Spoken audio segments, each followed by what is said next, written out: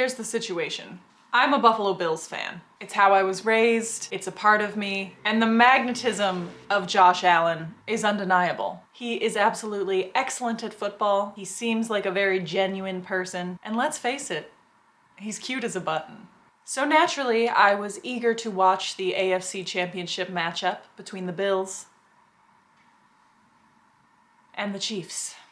But I needed a delicious and comforting snack to stress eat while I watched, something that pays tribute to the great city of Buffalo and Bills Mafia. So, for what I hoped would be an epic game, I made my go-to epic football snack, buffalo cauliflower. I've been making it for years, it always comes out really good.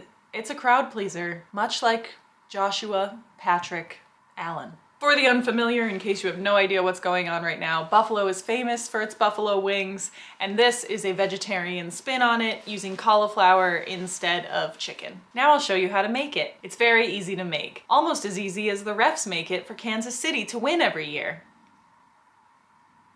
First, go ahead and crank your oven up to 450 degrees.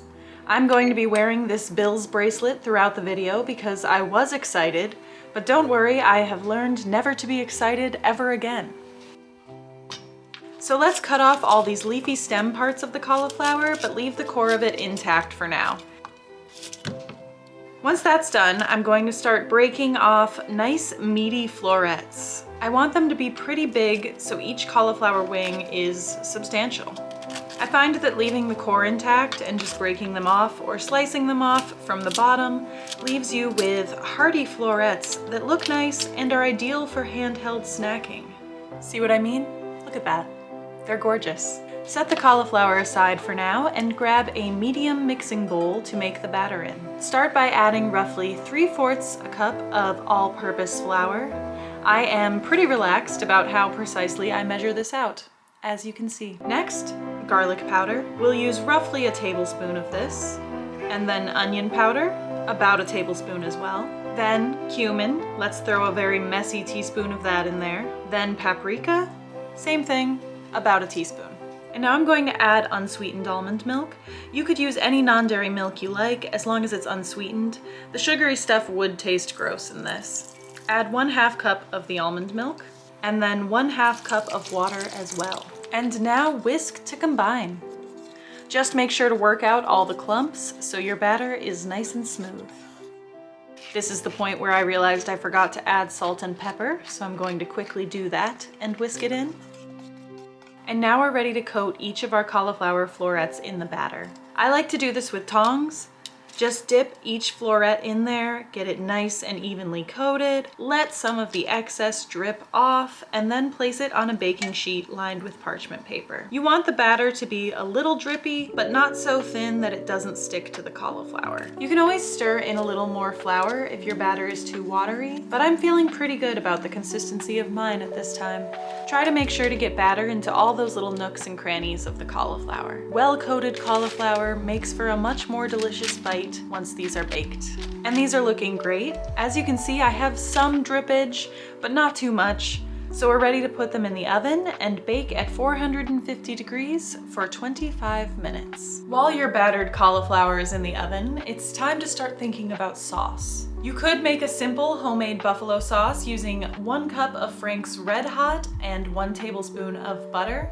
Just heat them up together and stir in the butter in a small saucepan on the stove top. Or, if you're extra like me, then you stock up on Bills Mafia No. 17 hot wing sauce every time you're at Wegmans visiting your family near Buffalo. So that's what I'll be using. It's simple and tasty, and at least some of the proceeds from each bottle are donated to the Patricia Allen Fund. Once the cauliflower has baked for 25 minutes, we're going to pull it from the oven and gaze upon it. Then grab the biggest bowl we have, put it in there, and absolutely go to town with the hot sauce.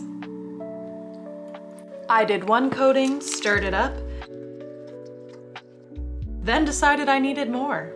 I want a nice even coating on these bad boys, a nice spicy shine, if you will. Once they look wet enough for your taste, put them back on the baking sheet lined with parchment paper.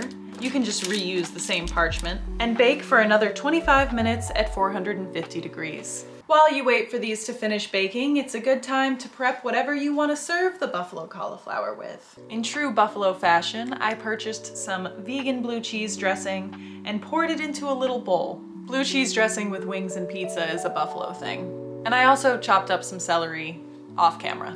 And wow, oh wow, here are the finished buffalo cauliflower wings. I plated them on my delightfully tacky football serving tray, and now I'm ready to go have my hopes absolutely demolished by Patrick Mahomes for the 4th year in a row. What a treat. Tastes like Go Bills.